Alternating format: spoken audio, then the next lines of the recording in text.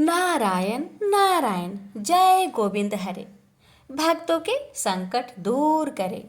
हरे कृष्णा ओम नमो भगवते वासुदेवाय। आप सभी भक्तों को आषाढ़ पूर्णिमा और गुरु पूर्णिमा की ढेर सारी शुभकामनाएं। भगवान की कृपा, गुरु की कृपा आप सभी भक्तों पर सदा सर्वदा बनी रहे। प्यारे भक्तों, आज के इस शुभ दिन पर मैं आप सभी को सुनाने जा रही हूँ आषाढ़ पूर्णिमा की 5 महापुण्य फल देने वाली कथा, जिसे हर भक्त को एक बार तो अवश्य ही सुनना चाहिए। भक्तों, पूर्णिमा तिथि जब चंद्रमा पूर्णता को प्राप्त होता है और हमारे जीवन में भी शांति, ज्ञान और पुण्य की पूर्णता लाने का अवसर देता है। इस पावन व्रत के दिन जो श्रद्धा से उपवास करता है, कथा सुनता है और प्रभु का स्मरण करता है, उसके जीवन के समस्त दोष दूर हो जाता है और पुण्य की वर्षा होती है। आज की इस दिव्य व्रत कथा श्रृंखला में आप सभी सुनेंगे 5 अत्यंत पुण्यकारी कथाएं, जिनका केवल श्रवण मात्र भी आपके जीवन के अंधकार को दूर कर सकता है। तो आइए श्री हरि विष्णु भगवान के चरण कमलों को ध्यान करते हुए आज की इस दिव्य कथा का श्रवण करते हैं। प्रेम से बोलिए गणेश भगवान की जय। हे गणेश भगवान जी, आपकी कथा कहने वाले, व्रत करने वाले, कथा सुनने वाले सभी भक्तों की हर मनोकामना को पूर्ण करें। जय श्री गणेश। भक्तों, एक बार महामुनि पराशर तीर्थ यात्रा कर रहे थे। घूमते घूमते वे यमुना नदी के तट पर आए। खेवट को पराशर मुनि जी ने नदी पार करने के लिए कहा। उस समय खेवट भोजन कर रहा था, इसलिए उन्होंने अपनी पुत्री मत्स्यगंधा से मुनिवर को नदी पार करने के लिए कहा। पिता का आदेश मानकर मत्स्यगंधा ने पराशर मुनि को लेकर नदी पार कराया। खेवट की ये पुत्री अभी बड़ी हुई थी, इसके सारे अंग पुलकित हो रहे थे। जब मत्स्यगंधा मुनि पराशर को नदी पार करा रही थी, तब उत्स मत्स्यगंधा पर आसक्त हो गए और उसका हाथ पकड़ लिया।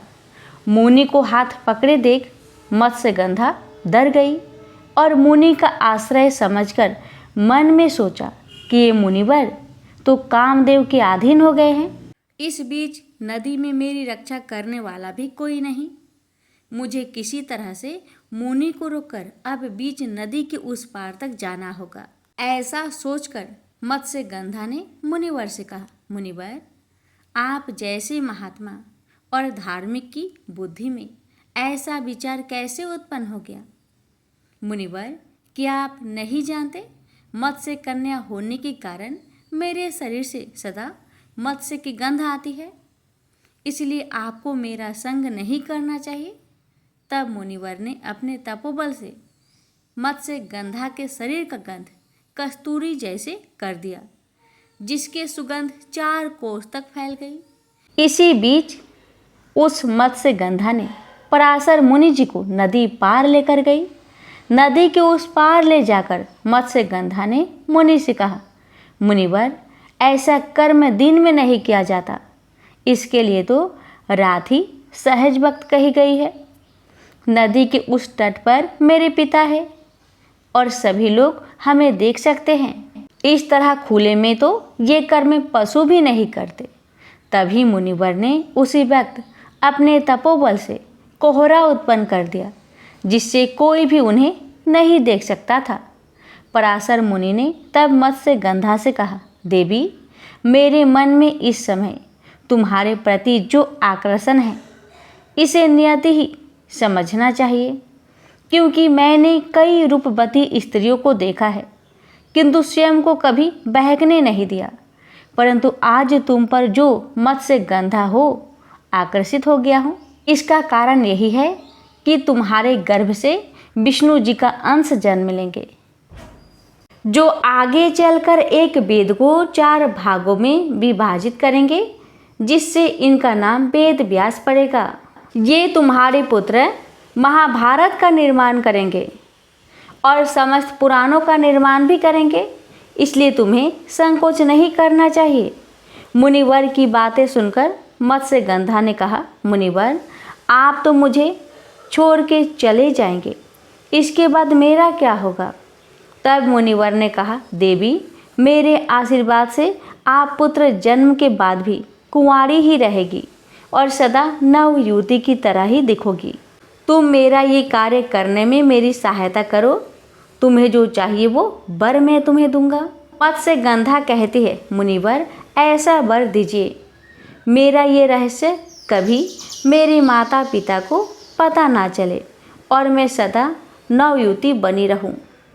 मेरे आपके जैसा ही अद्भुत और शक्तिशाली पुत्र उत्पन्न हो, मेरी ये सुगंध सदा बनी रहे।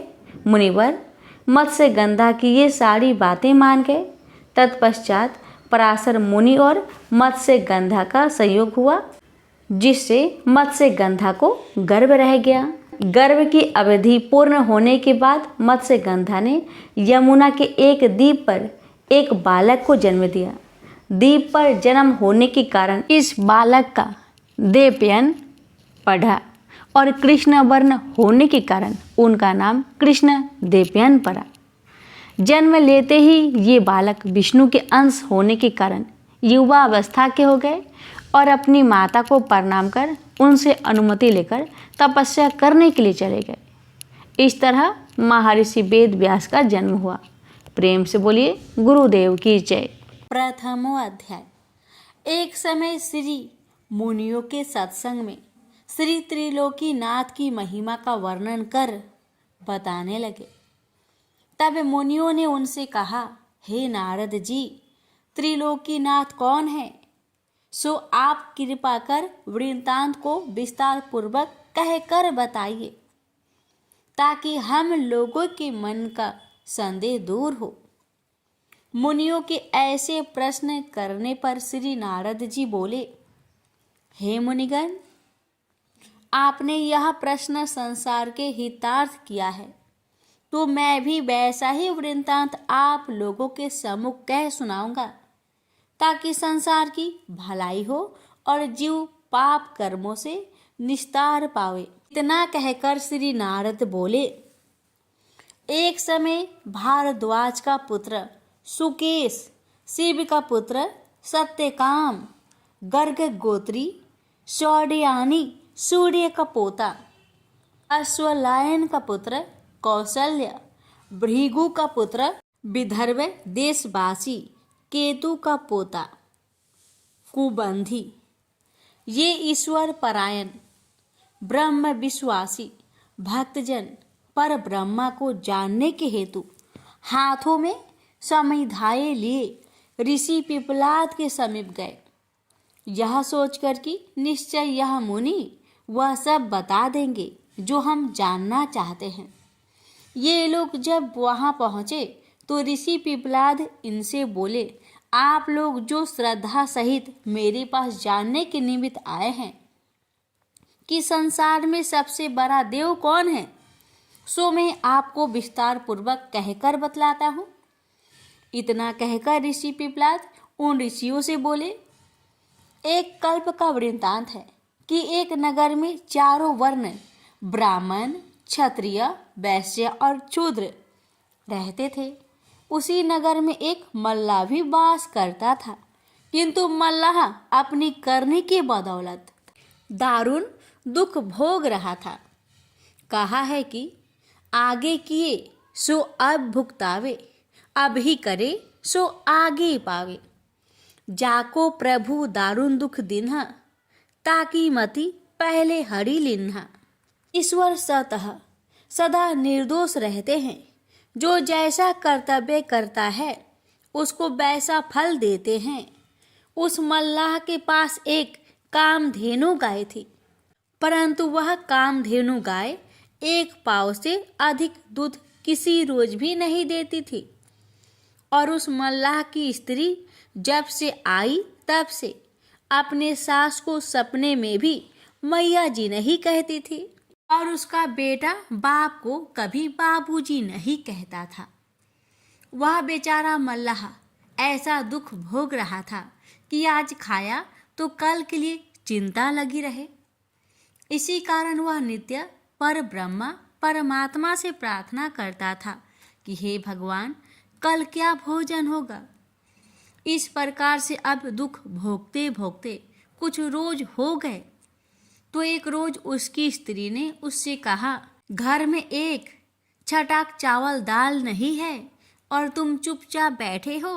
तब वह मल्लाह अपनी स्त्री के ऐसे वचन सुनकर बोला, क्या करे, पास में तो एक पैसा भी नहीं है, कहो चावल दाल कहाँ से और कैसे आवे। अपने पति के यूं कहने पर उसने मकान के अंदर जाकर देखा कि घर में 1 सेर के करीब मटर और ताखे पर 2 पैसे हैं। वह उन पैसों और मटर को उठा लाई और अपने पति को देकर कहा, ये लो और बाजार से चावल दाल मोल ले आओ। मल्लाह मटर को अपने गमछे के कोने में बांध पैसे को टेट में रखकर बाजार को चला। तब उसका दुख दूर करने के निमित्त पर ब्रह्मा परमात्मा ने एक डंडी को भेजा। वह डंडी मुझ का डारा पहने, लंगोटा चढ़ाए, अंग में भस्म रमाए, ऊपर से पीतांबर ओढ़े, कर में कमंडलू लिए, दिव्य मूर्ति को धारण की, उस मल्लाह के नगर के निकट आकर एक पीपल के वृक्ष पर चढ़कर बैठे रहे। तब तक मल्लाह भी वहां आ पहुंचा। मल्लाह को आता देखकर वृक्ष के ऊपर से डंडी बोले, ए मल्लाह, तुम किधर जाते हो। इस शब्द को सुनकर मल्लाह ने पीछे की तरफ जो घूमकर देखा तो उसको कोई आदमी दिखाई नहीं पड़ा। तब वह फिर आगे को बढ़ा। बढ़ते ही फिर वही आवाज सुनाई दी कि ए मल्लाह, तुम किधर जाते हो।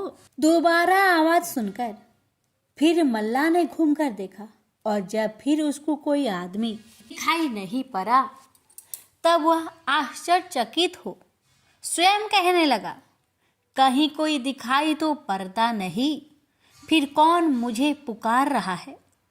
यह सोच ही रहा था कि उसकी निगाह एक पीपल के ऊपर पड़ी तो क्या देखा कि एक बड़ा तेजोबान डंडी, जटा मुकुट धारण किए, पीतांबर ओढ़े, कर में कमांडलू लिए, एक पीपल की मोटी डाल पर बैठे हैं। डंडी महाराज को देखकर मल्लाह प्रणाम करके बोला, महाराज आप कौन हैं, मुझे किस लिए पुकार रहे हैं। इस दास के लिए आपकी क्या आज्ञा होती है। सेवा में यह दास हाजिर है, जो आज्ञा हो कहिए। डंडी बोले, मैं त्रिलोकी नाथ का भेजा हुआ शक्तिमान डंडी हूँ। डंडी महाराज के ऐसे वचन सुनकर मल्लाह ने बड़े हर्ष के साथ साष्टांग प्रणाम किया। मल्लाह का प्रेम देख डंडी ने प्रसन्न हो आशीर्वाद देकर पूछा, तुम कहाँ जाते हो। मल्लाह बोला, स्वामीनाथ, मैं बाजार जा रहा हूँ। बाजार का नाम सुनकर डंडी ने कहा, बाजार जाते हो तो हमारे वास्ते 1 पैसे का कपूर, 1 पैसे का करुआ तेल, 1 पैसे का पंचमेवा प्रसाद के लिए लेते आना, और वह 3 पैसे पीपल के नीचे पड़े हैं, उठा ले जाओ। मल्लाह ने पीपल के नीचे पड़े हुए 3 पैसे उठा लिए और टेंट में रखकर डंडी से बोला, महाराज तेल किस में ले आऊँगा। डंडी ने कहा, अपने गमछा में बांध कर ले आना। गमछे का नाम सुनकर मल्लाह संकोच कर बोला, गमछा में तेल किस प्रकार आएगा। तब डंडी ने हंसकर कहा, तुम त्रिलोकी नाथ का नाम लेकर गमछे में बांध लेना, इनकी महिमा से चले आएगा। डंडी की वचन मानकर मल्लाह वहां से चला और बाजार में आ पहुंचा तो अपने मन में विचार कर पहले डंडी महाराज के सामान को खरीदने लगा। बनिया की दुकान पर जाकर मल्लाह ने कहा, भाई 1 पैसे का कपूर दो। बनिया ने 1 पैसे का कपूर दे दिया।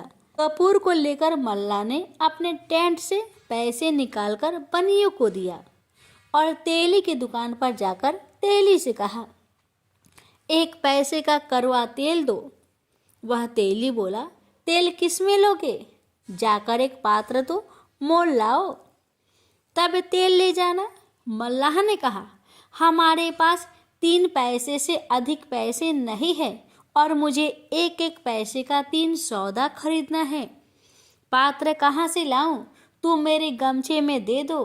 तब तेली ने हंसकर कहा, यह कैसा बेवकूफ है, कहीं तेल घी गमछा में जाता है। मल्लाह ने कहा, तुम तेल दो, मेरे त्रिलोकीनाथ की महिमा होगी तो तेल गमछा में ही चला जाएगा। यह सुनकर तेली अपने मन में कहने लगा कि देखे तो इसकी त्रिलोकीनाथ जी की कैसी महिमा है और गमछा में तेल लेकर कैसे जाता है। इतना कहकर तेली ने 1 पैसे का तेल नाप कर दे दिया। मल्लाह ने जब गमछे में तेल ले लिया तो जैसे पुराइन के पत्र पर जल ठहर जाता है, उसी तरह गमछे में तेल त्रिलोकीनाथ की महिमा से ठहर गया। तब तेली देखकर आश्चर्यचकित हो गया। तब मल्लाह पैसे देकर पंचमेवे की दुकान पर जा पहुंचा और तेली वहां सोच संकोच में पड़ा ही रहा। इधर मल्लाह ने पंचमेवे की दुकान पर जाकर कहा, भाई 1 पैसे का पंचमेवा दे दो। मेवा वाले ने 1 पैसे का पंचमेवा दे दिया। मेवा को लेकर कपड़े में बांध टेट से 1 पैसा निकालकर मेवे वाले को मल्लाह ने दिया। तो देखता है कि 3 पैसे मेरे पास मौजूद ही है। तब तो मल्लाह बड़ा आश्चर्यचकित हुआ। फिर अपने मन में कहने लगा कि यह सब वही डंडी महाराज की माया है। अब जान पड़ता है कि ये 3 पैसे कभी कम होने वाले नहीं हैं। ऐसे अपने मन में विचार कर मल्लाह ने बड़े आनंद से 1-1 पैसे करके अपनी इच्छा अनुसार फल फूल, गंध, धूप इत्यादि वस्तुएं भी खरीद कर बड़ी सी पोटली बांध ली। इसके बाद अपना चावल दाल वगैरह सब सौदा खरीद कर बाजार से चल पड़ा। फिर भी मल्लाह के पास 3 पैसे मौजूद थे। बाजार से सौदा लेकर मल्लाह उसी पीपल के पास आ पहुंचा जहां की वह डंडी बैठे थे। सौदा लेकर आने पर डंडी ने मल्लाह से कहा, हमारे वास्ते तुम जो जो वस्तुएं लाए हो वह सब अलग अलग करके यहाँ रख दो और अपने वास्ते जो लाए हो वह अपने घर ले जाओ। मल्लाह डंडी की आज्ञा सुनकर सब सौदा खोलकर अलग अलग रखकर बोला, महाराज तेल कहाँ रखे? डंडी ने कहा, देखो वह पीपल में खोखला है, उसी खोखले को साफ करके तेल उसमें रख दो। मल्लाह खोखले को साफ कर उसमें तेल रखकर बोला, महाराज आपके 3 पैसे तो हमारे पास ज्यों के त्यों मौजूद ही है। यह सुनकर डंडी ने हंसकर कहा, तुम जहाँ से पैसे उठाकर ले गए हो वहीं उन पैसे को रख दो। मल्लाह के उसी जगह उन 3 पैसे के रख देने पर डंडी ने मल्लाह से कहा, अब तुम अपना सौदा लेकर जाओ और कल सवेरे ही अपने बंधुओं को निमंत्रण देकर कहना कि अमुक पीपल के नीचे मैं आज त्रिलोकीनाथ का पूजन और व्रत कथा को सुनूंगा। हाँ, सब सज्जनों को निमंत्रण देता हूँ कि अपने बंधुओं सहित पधार कर सम्मिलित होवे। ऐसा कहकर डंडी ने फिर कहा, ए मल्लाह देखो, जिस आचार्य के मुख से त्रिलोकीनाथ की व्रत कथा श्रवण करना, उस आचार्य को आदर सत्कार के साथ भोजन करा के यथाशक्ति जो हो सके दक्षिणा देकर विदा करना। आचार्य को दान नहीं देने से कोई यज्ञ क्यों न हो, वह यज्ञ निरर्थक हो जाता है। जैसे मजदूर को बुलाकर काम करावे और मजदूरी ना दे तो वह अधर्म समझा जाता है। त्रिलोकीनाथ की कथा सुनकर अपने बंधुओं सहित प्रेम से प्रसाद को भक्षण करना चाहिए। जो कोई मनुष्य त्रिलोकीनाथ के प्रसाद को पाने में संकोच करता है, उसके ऊपर निश्चित जानो कि त्रिलोकीनाथ का कोप होता है, वह मनुष्य महान कष्ट पाता है। और जो मनुष्य त्रिलोकीनाथ का प्रसाद श्रद्धा के सहित लेकर भक्षण करता है, उसके ऊपर त्रिलोकीनाथ अवश्य प्रसन्न होकर मनसा पूरी करते हैं। इस तरह का उपदेश देकर डंडी ने मल्लाह को घर भेजा। तब मल्लाह डंडी के यहाँ से चला और अपने नगर के निकट आया तो उसका लड़का उसको आते देख बाबूजी बाबूजी कहते हुए उसके पास आकर मिठाई मांगने लगा। लड़के को बाबूजी कहते हुए सुनकर मल्लाह अपने दिल में खुश होकर कहने लगा कि आज तक तो कभी भी मेरे लड़के ने मुझे बाबूजी नहीं कहा। आज क्या बात है कि बड़े प्रेम के साथ बाबूजी कहते हुए मेरे पास दौड़े आया। लड़के की बात पर मल्लाह चकित हो प्रेम के सहित लड़के को घर ले चला। उसकी स्त्री ने जब देखा कि मेरा पति एक बड़ा सा गट्टर लिए आ रहा है तो दौड़ती हुई अपनी सास के पास जा कहने लगी कि मैया जी आज न जाने कहाँ से स्वामीनाथ एक बड़ी भारी गठरी लिए आते हैं। यह सुनकर उसकी सास बहुत आश्चर्यचकित हो कहने लगी कि आज तक तो सिखलाने पर भी बहू कभी मैया जी मुझे नहीं कहती थी, परंतु आज क्या बात है कि मैया जी कह रही है। बहू की बात पर वह विचार कर ही रही थी कि इतने में मल्लाह अपने लड़के सहित गट्ठर लिए मकान में आ पहुंचा। गट्ठर को देखकर उसकी माता बोली, बेटा तुम यह गट्ठर कहाँ से उठा लाए। माता की ऐसी बात सुनकर मल्लाह ने सारा हाल कह सुनाया। जब सवेरा हुआ तो उसकी माता, स्त्री और पुत्र तीनों उस पीपल के पास गए। जाकर डंडी जी को प्रणाम किया। डंडी ने तीनों को बड़ी प्रसन्नता से आशीर्वाद देते हुए कहा कि तुम लोग यहाँ की जमीन साफ सुथरी कर तैयार कर दो। तब वे तीनों डंडे के कहने के मुताबिक वहाँ की जमीन साफ करने लगे। इधर मल्लाह अपने बंधु बांधवों तथा नगर के सब लोगों को कथा सुनने के निमित्त निमंत्रण देकर पीपल के पास जा पहुंचा। जब निमंत्रण देकर मल्लाह चला गया तो किसी आदमी ने एक पंडित से पूछा, महाराज त्रिलोकीनाथ नाम के कौन देवता है। तब पंडित जी बोले, 3 लोक 14 भुवन के मालिक त्रिलोकीनाथ है। यह सुनकर सभी लोग श्रद्धा सहित त्रिलोकीनाथ की कथा सुनने के निमित्त उस पीपल के पास पहुँचे और डंडी ने मल्लाह से कहा, तुम जल्दी से स्नान करके प्रसाद को स्वच्छ करो।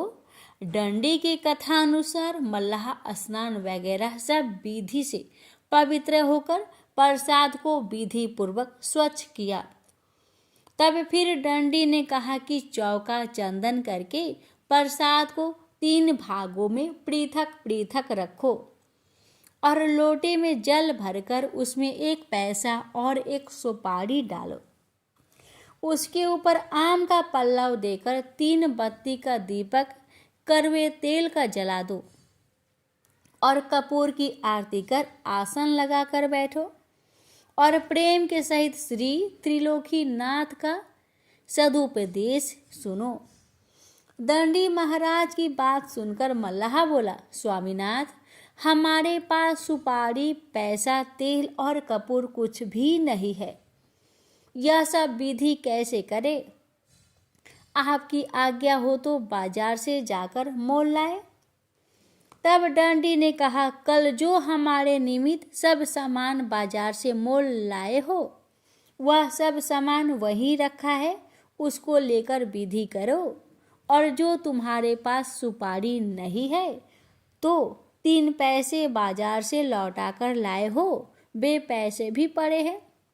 उनमें से पैसे लेकर 1 पैसा सुपारी के बदले और 1 पैसा कलश में पड़ना चाहिए, अतः 2 पैसे कलश में छोड़ दो। तब उस मल्लाह ने डंडी महाराज की आज्ञानुसार वैसा ही किया एवं संपूर्ण विधि हो जाने पर डंडी ने कहा, ए मल्लाह, जो मनुष्य अपने बंधु बांधव आदि को बुलाकर श्रद्धा के सहित श्री त्रिलोकीनाथ का सदुपदेश सुनता है वह अपने कुल परिवार सहित पाप कर्मों से छुटकारा पाकर मुक्त हो जाता है। इतना कहकर डंडी महाराज त्रिलोकीनाथ का सतुपदेश श्रवण करने लगा। दंडी महाराज बोले, हे मल्लाह, 3 लोक, 14 भुवन, 7 खंड, 9 द्वीप से सबसे बड़े देव त्रिलोकीनाथ है। जैसे महर्षि कहे गए हैं कि सुरपुर, नरपुर, नागपुर तीनों पुर में आया है। भजन करो भाई आधरा, क्यों तुम धर्म में भुलाया है। अंडज, पिंडज, स्वदज, उभिदज, जंगम, अस्थावर आदि सब जीवों में जिसकी सत्ता समा रही है, उसी प्रभु का नाम त्रिलोकीनाथ है, सत्यनारायण स्वामी है, जो सारे संसार के पालन पोषण करता और हरता है। इन्होंने अपनी इच्छा के अनुसार सारे संसार को रचा है और वह परमात्मा अजर अमर, अनादि और अनजन्मा है। उनका कभी नाश नहीं होता और ना वे जन्म ही लेते हैं। वह जैसे सर्वशक्तिमान है, वैसे ही उनके गुण तथा कर्म स्वभाव है। उनके नाम भी अनंत है। जब संसार में घोर पाप होने लगते हैं, तब वे भूमि का भार और दुख हरने के निमित्त अपनी प्रचंड शक्ति को देकर एक पुरुष भेज देते हैं। वही पुरुष संसार में आकर पापियों को मारकर भक्तों का उद्धार करते हैं। इतना कहकर फिर दंडी जी बोले कि जो पुरुष अपने माता पिता, गुरु और आचार्य का तथा जो स्त्री अपने सास ससुर और पति का अनादर करती है एवं जो मनुष्य जीवों पर दया नहीं करता, मांस मछली मदिरा भक्षण करता है, उनको निश्चय जानो कि त्रिलोकीनाथ दंड देते हैं। वह स्त्री पुरुष दुखी होकर संसार में कष्ट पाकर मारे मारे फिरते हैं और उनका अनादर के सिवा आदर कहीं भी नहीं होता। देखो त्रिलोकीनाथ की कैसी महिमा है। इस प्रकार से सदुपदेश देते हुए दंडी बोले, जब त्रिलोकीनाथ ने सारे जगत को रचकर 84 लाख योनियों को उत्पन्न किया, तो सब जीव उनकी प्रजा तथा संतति है। त्रिलोकीनाथ की पूजा तथा कथा कहने सुनने का अधिकार सभी के लिए बराबर है, खासकर किसी एक व्यक्ति के लिए नहीं। जो सारे जगत को खिलाता है, वह खाने के लिए किसी दूसरे के आश्रय पर नहीं बैठा रहता। वह खाता भी है और नहीं भी खाता है। खाने का अर्थ यह है कि जब वह सर्व जीवों में वास करता है तो जीव खाता है, वह उसको प्राप्त हो जाता है। जैसे कहा भी है कि ईश्वर अंश जीव अविनाशी, चेतन अमल सहज सुख राशि, बिनु पग चले सुने बिनु काना, कर बिनु कर्म करे विधि नाना, आनन रहित सकल रस भोगी, बिनु बानी भक्ता बर जोगी। वह सर्वशक्तिमान परमात्मा सब जीवों में वास करने वाले हैं और उसके पाँव नहीं हैं किंतु चलता है, कान नहीं है परंतु सुनता है, हाथ नहीं है पर सब कर्मों को करता है, जीभ नहीं है किंतु सब रसों का स्वाद लेता है, मुख नहीं है किंतु बहुत बोलने वाला है, अर्थात उनका रूप नहीं है, वे निराकार है। इससे मालूम होता है कि परमात्मा निराकार रहते हुए भी आपके सब कर्मों को जानते हैं और परमात्मा के लिए प्रसाद पूजा पर नहीं रखा जाता, किंतु प्रसाद रखने का नियम इसलिए हुआ कि प्रसाद के लालच से लड़के से लेकर वृद्ध तक सब लोग आकर परमात्मा के सद उपदेशों को सुनेंगे और प्रसाद पाकर प्रेम के सहित श्री त्रिलोकीनाथ का नाम लेते हुए घर जाएंगे और पाप कर्मों से बचकर त्रिलोकीनाथ की भक्ति में मन लगाएंगे। उपदेश के साथ दृष्टांत इसलिए देकर बतलाया है कि लोग जाने कि त्रिलोकीनाथ ने किसको कैसे दंड और फल दिए हैं। दृष्टांत को सुनकर कोई भी प्राणी पाप कर्मों की तरह कभी नहीं जाएंगे और कर्मों का फल समझकर श्री त्रिलोकीनाथ की भक्ति में सदा लवलीन रहेंगे। इतना कहकर दंडी ने मल्लाह से कहा, अब विधि पूर्वक हवन करके आरती और प्रसाद सभी लोगों में बांट दो। हरि इच्छा उसी समय में एक ब्राह्मण वहां जा पहुंचा। उस ब्राह्मण को देखकर लोग ने बड़े आदर के साथ कहा, पंडित जी बैठ जाइए, त्रिलोकीनाथ का प्रसाद लेकर जाइए। ब्राह्मण बोला, पूजा को कौन वर्ग कर रहा है? लोग ने कहा, मल्लाह। यह सुनकर ब्राह्मण बोला, मल्लाह का प्रसाद नहीं लूंगा। इतना कहकर वह ब्राह्मण वहां से चल दिया। तब दंडी कहने लगे कि यह ब्राह्मण बड़ा घमंडी जान पड़ता है। यह त्रिलोकीनाथ के प्रसाद में छूत मानकर भक्त का अनादर कर चला गया, तो निश्चय जानो इस ब्राह्मण का घमंड त्रिलोकीनाथ अवश्य तोड़ेंगे। संसार में जितने घमंडी हुए, किसी का घमंड त्रिलोकीनाथ ने नहीं रहने दिया। देखो कहा है कि हरिजन जानी छूत जेहि मानी, होए छुछुंदर सो मल खानी। जो प्राणी श्री त्रिलोकीनाथ के भक्त में छूत लगाता है, वह मल मूत्र को खाने वाला छुछुंदर होता है। इतना कहकर दंडी बोले कि अब प्रसाद को लेकर लोगों के बीच बांट दो, और जो प्रसाद बचे सो उठाकर अपने घर ले जाओ। दंडी महाराज के कथा अनुसार मल्लाह ने सबको प्रसाद बांट दिया। प्रसाद पाकर सब लोग बड़े आनंद के साथ त्रिलोकीनाथ की जय मनाते हुए घर गए। और जो प्रसाद बच गया था सो मल्लाह लेकर अपनी माता, स्त्री और पुत्र के सहित त्रिलोकीनाथ का जय जयकार करते हुए अपने घर गया। उस दिन से त्रिलोकीनाथ की ऐसी कृपा हुई कि उस मल्लाह के घर से दरिद्रता भाग गई और घर में लक्ष्मी का वास हुआ।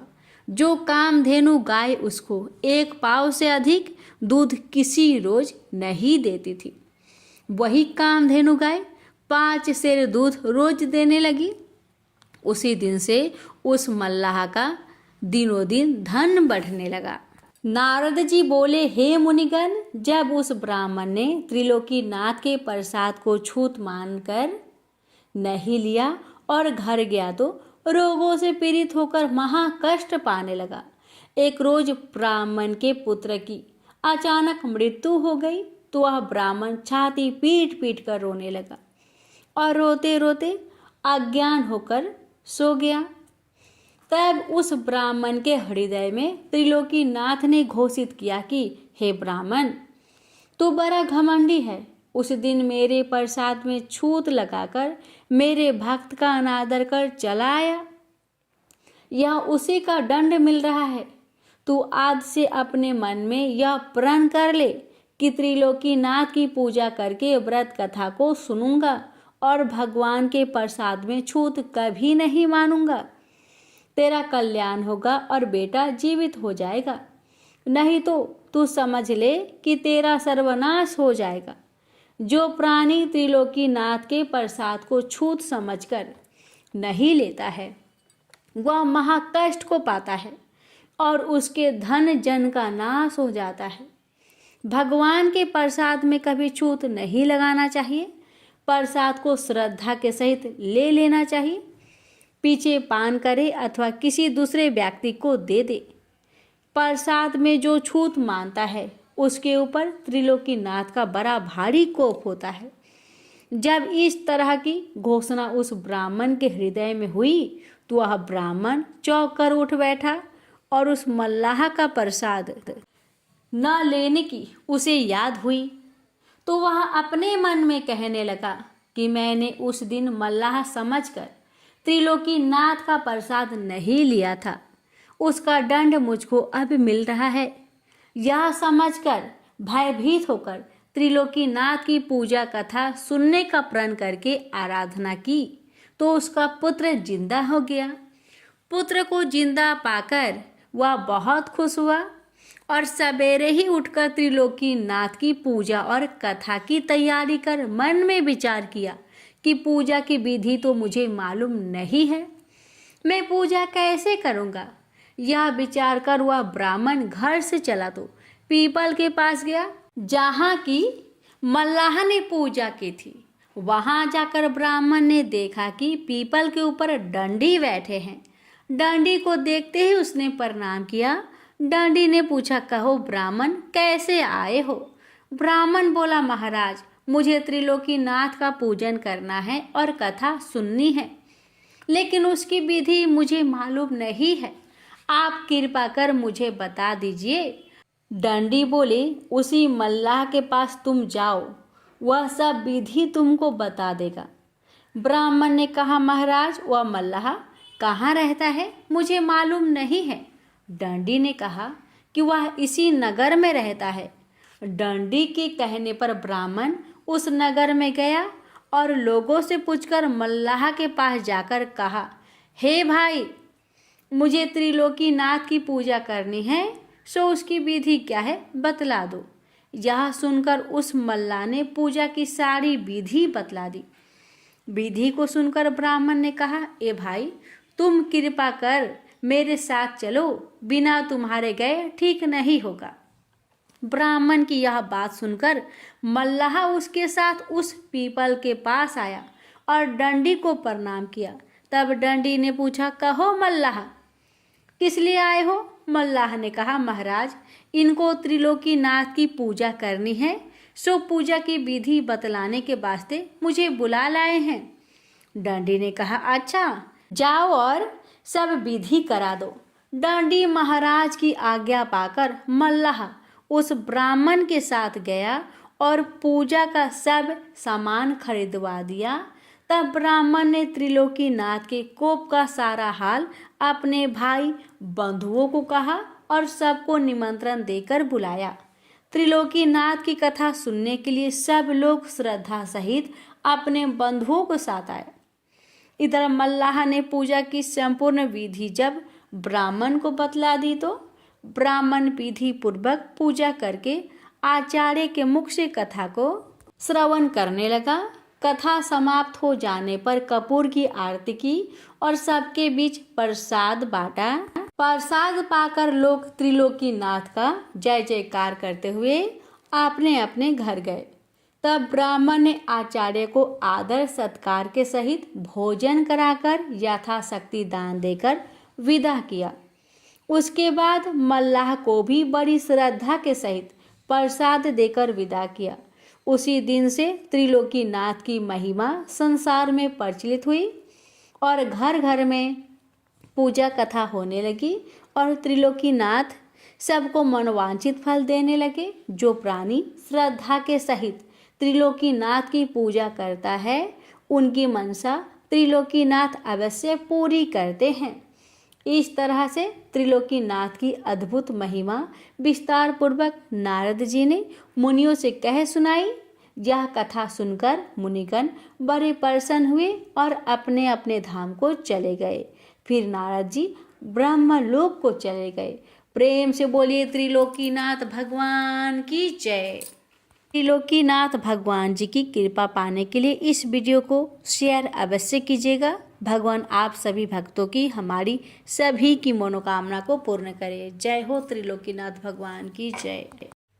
तुलसी माता की कहानी। एक बुढ़िया माई तुलसी जी को सींचती और कहती कि हे तुलसी माता, सत की दाता, मैं तेरा बिरला सींचती हूँ, मुझे बाहु दे, पीताम्बर की धोती दे, मीठा मीठा घास दे, बैकुंठा में बास दे, चटक की चाल दे, पाटक की मौत दे, चंदन का काठ दे, रानी सा राज दे, दाल भात का भोजन दे, 11 की मौत दे, कृष्णा जी का कांधा दे। तब तुलसी माता यह सुनकर सूखने लगी तो भगवान ने पूछा कि हे तुलसी, तुम क्यों सूख रही हो। तुलसी माता ने कहा कि एक बुढ़िया रोज आती है और यही बात कह जाती है, मैं सब बात तो पूरा कर दूंगी, लेकिन कृष्ण का कंधा कहाँ से लाऊंगी? तो भगवान बोले, जब वो मरेगी तो मैं अपने आप ही कंधा देने आऊंगा। तू बुढ़िया माई से कह देना। जब बुढ़िया माई मर गई, सब लोग आ गए। जब माई को ले जाने लगे तो वह किसी से न उठी। तब भगवान एक 12 बरस के बालक का रूप धारण करके आए। बालक ने कहा, मैं कान में एक बात कहूँगा तो बुढ़िया माई उठ जाएगी। बालक ने कान में कहा, बुढ़िया माई मन की निकाल ले, पीताम्बर की धोती ले, मीठा मीठा ग्रास ले, बैकुंठा में बास ले, चटक की चाल ले, पटक की मौत ले, कृष्ण जी का कांधा ले। यह सुनकर बुढ़िया माई हल्की हो गई। भगवान ने कंधा दिया और बुढ़िया माई को मुक्ति मिल गई।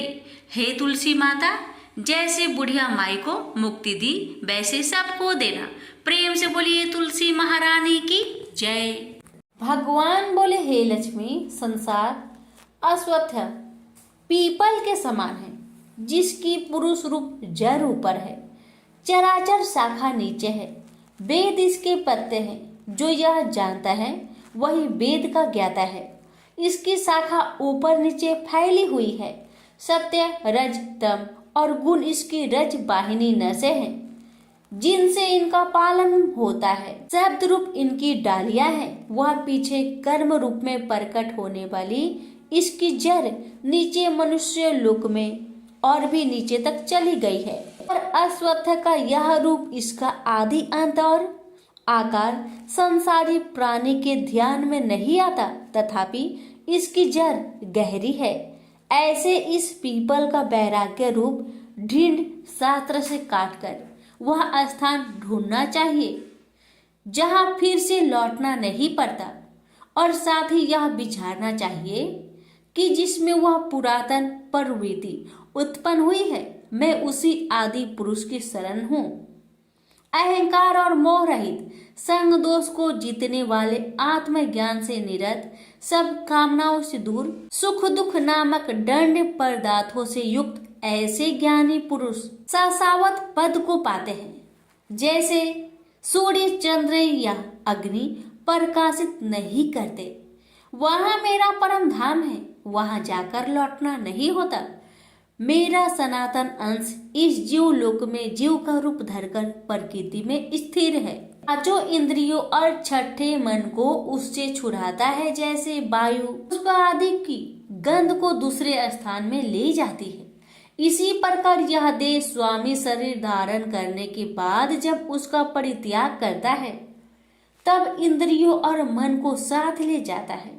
कान, आंख, चर्म, जीभ, नाक और मन का आश्चर्य लेकर वह विषयों का भोग करता है। एक देह से दूसरी देह को जाते अथवा एक ही देह में रहते समय अथवा इंद्रियों से मुक्त हो विषयों का उपभोग करते हुए इसको मूर्ख नहीं देख सकते, परंतु जिनके ज्ञान रूपी नेत्र है वह देखते हैं। यत्न करने से योगी जन इसे देखते हैं, परंतु अज्ञानी यत्न करने पर भी नहीं देख पाते।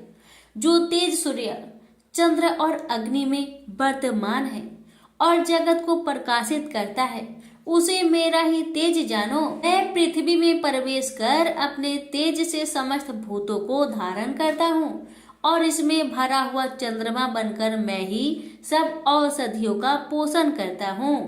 मैं जठर अग्नि होकर सब प्राणियों की देह में प्रविष्ट हूँ, और प्राण वायु अपान वायु से संयुक्त होकर चारों प्रकार भक्ष्य, भोज्य, चोष्य, लेह से भोजन किए हुए प्राणियों के अन्न को पचाता हूँ। संसार में क्षर और अक्षर दो पुरुष है।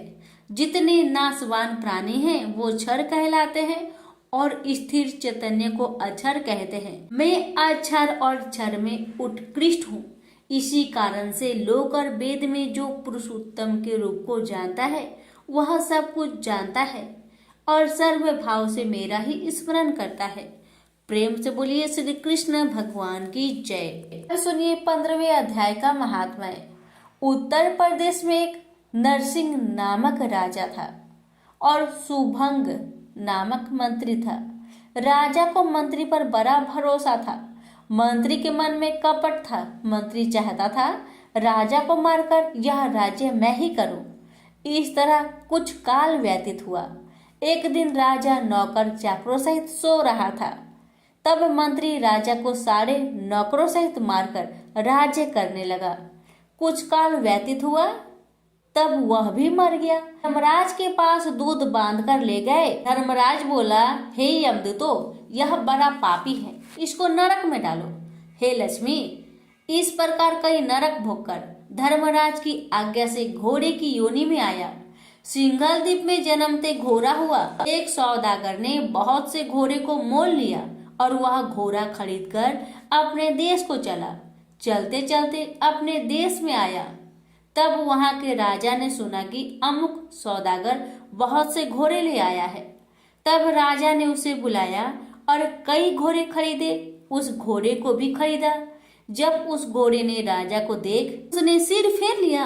यह देख राजा बोला, क्या बात है, जो घोड़े ने सिर फेरा है। राजा ने पंडित को बुलाकर पूछा कि इस घोड़े ने हमें देखकर सिर क्यों फेरा, इसका क्या कारण है। पंडित ने कहा, राजन, इस घोड़े ने तुमको सिर नवाया है। राजा ने कहा, यह बात नहीं है। कई दिन पीछे राजा शिकार खेलने को उसी घोड़े पर सवारी करके गया। वह घोड़ा बहुत तेज चलता था। राजा शिकार खेलता खेलता बहुत दूर चला गया। उसी दिन राजा ने जाते ही शिकार मारा। राजा बहुत प्रसन्न हुआ। दोपहरी की गर्मी के कारण राजा को प्यास लगी। तब राजा ने वन में एक साधु को कुटिया में बैठे देखा। तालाब से जल भरा हुआ था। वहां राजा उतरा, घोड़े को वृक्ष में बांधकर कुटिया में गया तो साधु अपने पुत्र को गीता जी के 15वें अध्याय का पाठ सिखा रहा था। वृक्ष के पट्टे पर श्लोक लिखकर बालक से कहा, खेलते भी रहो और इसको कंठ करो। उस पत्ते को घोड़े ने देखा तो तुरंत उसकी देह छूट गई।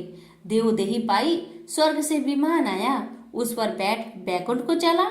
इतने में ही राजा जल पीकर बाहर आया। देखा तो घोड़ा मरा है। राजा चिंतित होकर बोला, यह घोड़ा किसने मारा है, इसे क्या हुआ। इतने में वह बोला, हे राजन, तेरे घोड़े का चैतन्य मैं हूँ। मैंने अब देवदेही पाई है, बैकुंठ को चला हूँ। राजा ने पूछा, तुमने कौन सा पुण्य किया है। घोड़ा बोला, यह बात ऋषिवर से पूछो। राजा ने मुनीश्वर से पूछा। मुनि बोला, हे राजन, गीता जी का श्लोक लिखा हुआ पत्ता इसके आगे पड़ा है। घोड़े ने यह अक्षर देखे हैं, इस कारण घोड़े की सदगति हुई है। श्री नारायण जी बोले, हे लक्ष्मी, यह गीता के 15वें अध्याय का महात्म्य मैंने तुमको सुनाया। प्रेम से बोलिए लक्ष्मी नारायण की जय। एक बार गणेश जी ने पृथ्वी के मनुष्य की परीक्षा लेने का विचार किया। वे अपना रूप बदलकर पृथ्वी पर भ्रमण करने लगे। उन्होंने एक बालक का रूप बना लिया। एक हाथ में एक चम्मच में दूध ले लिया और दूसरे हाथ में एक चुटकी चावल ले लिए और गली गली घूमने लगे। साथ ही साथ आवाज लगाते चल रहे थे, कोई मेरे लिए खीर बना दे, कोई मेरे लिए खीर बना दे। कोई भी उन पर ध्यान नहीं दे रहा था, बल्कि लोग उन पर हंस रहे थे। वे लगातार एक गांव के बाद दूसरे गांव इसी तरह चक्कर लगाते हुए पुकारते रहे, पर कोई खीर बनाने के लिए तैयार नहीं था। सुबह से शाम हो गई। गणेश जी लगातार घूमते रहे। एक बुढ़िया थी, शाम के वक्त अपनी झोपड़ी के बाहर बैठी हुई थी। तभी गणेश जी वहां से पुकारते हुए निकले कि कोई मेरी खीर बना दे, कोई मेरी खीर बना दे। बुढ़िया बहुत कोमल हृदय वाली स्त्री थी। उसने कहा, बेटा, मैं तेरी खीर बना देती हूँ। गणेश जी ने कहा, माई, अपने घर में से दूध और चावल लेने के लिए बर्तन ले आओ। बुढ़िया एक कटोरी लेकर जब झोपड़ी के बाहर आई तो गणेश जी ने कहा, अपने घर का सबसे बड़ा बर्तन लेकर आओ। बुढ़िया को थोड़ी झुलझुलाहट हुई, पर उसने कहा, चलो बच्चे का मन रख लेती हूँ, और अंदर जाकर वह अपने घर का सबसे बड़ा पतीला लेकर बाहर आई। गणेश जी ने चम्मच से पतीले में दूध उड़ेलना शुरू किया। तब बुढ़िया के आश्चर्य की सीमा ना रही। जब उसने देखा दूध से पूरा पतीला भर गया है, एक के बाद एक वह बर्तन झोपड़ी से बाहर लाती गई और उसमें गणेश जी दूध भरते चले गए। इस तरह से घर के सारे बर्तन दूध से लबालब भर गए। गणेश भगवान ने बुढ़िया से कहा, मैं स्नान करके आता हूँ, तब तक तुम खीर बना लो, मैं वापस आकर खाऊंगा। बुढ़िया ने पूछा, मैं इतनी सारी खीर का क्या करूंगी? इस पर गणपति जी बोले, सारे गांव को दावत दे दो। बुढ़िया ने बड़े प्यार से मन लगाकर खीर बनाई। खीर की भीनी भीनी मीठी मीठी खुशबू चारों दिशाओं में फैल गई। खीर बनाने के बाद वह हर घर में जाकर खीर खाने का न्योता देने लगी। लोग उस पर हंस रहे थे। बुढ़िया के घर में खाने को दाना नहीं और यह सारे गांव को खीर खाने की दावत दे रही है। लोगों को कौतूहल हुआ और खीर की खुशबू से लोग खींचे चले आए। लो, सारा गांव बुढ़िया के घर में इकट्ठा हो गया। जब बुढ़िया की बहू को दावत की बात मालूम हुई, तब वह सबसे पहले वहां पहुंच गई। उसने खीर से भरे पतीलों को जब देखा तो उसके मुंह में पानी आ गया। उसे बड़ी जोर से भूख लगी हुई थी। उसने एक कटोरी खीर निकाली और दरवाजे के पीछे बैठकर खाने को तैयार करने लगी। इसी बीच एक छींटा गिर गया और गणपति जी का भोग लग गया और वो प्रसन्न हो गए। अब पूरे गांव को खाने की दावत देकर बुढ़िया वापस अपने घर आई। उसने देखा बालक वापस आ गया था। बुढ़िया ने कहा, बेटा खीर तैयार है, भोग लगा लो। गणपति जी बोले, माँ भोग तो लग चुका है, मेरा पेट पूरी तरह से भर गया है, मैं तृप्त हूँ, अब तू खा, अपने परिवार और गांव वालों को खिला। बुढ़िया ने कहा, यह तो बहुत ज्यादा है, सबका पेट भर जाएगा, इसके बाद भी यह बच जाएगी। उस बची खीर का मैं क्या करूंगी? इस पर गणेश जी बोले, उस बची खीर को रात में अपने घर के चारों कोनों में रख देना। और बुढ़िया ने ऐसा ही किया। जब सारा गांव जी भरकर खा चुका, तभी ढेर सारी खीर बच गई। उसने उसके पत्रों को अपने घर के चारों तरफ रख दिया। वहां उठकर उसने क्या देखा? पतीले में खीर के स्थान पर हीरे, जवाहरात और मोती भर गए हैं। बहुत खुश हुई। उसकी सारी दरिद्रता दूर हो गई। वह आराम से रहने लगी। उसने गणपति जी का एक भव्य मंदिर बनवाया और साथ में एक बड़ा सा तालाब भी खुदवाया। इस तरह उसका नाम दूर दूर तक प्रसिद्ध हो गया। उस जगह वार्षिक मेले लगने लगे। लोग गणेश जी की कृपा प्राप्त करने के लिए उस स्थान पर पूजा करने और मान्यताएं मानने के लिए आने लगे। गणेश जी सबकी मनोकामनाएं को पूरी करने लगे। प्रेम से बोलिए गणेश भगवान की जय।